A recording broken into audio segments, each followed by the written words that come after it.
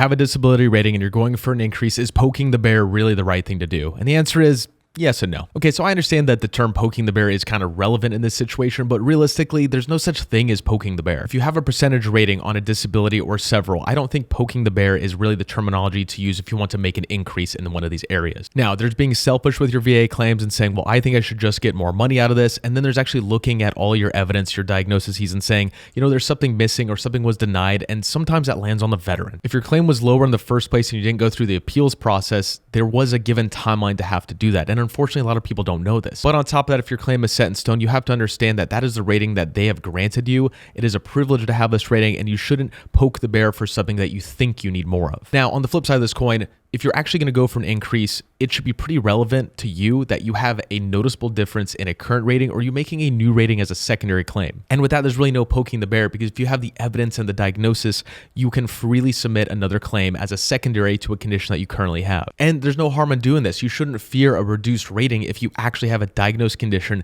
and the right paperwork going into it. So just understand that poking the bear doesn't really exist. And in my opinion, the best way to understand where you land on this spectrum is to get educated. That's why I've created this channel online if you want to, because it's going to teach you on the things that you need to know before you just start making claims. The worst thing to do is to not understand what you might be doing and actually get a reduced rating when you shouldn't.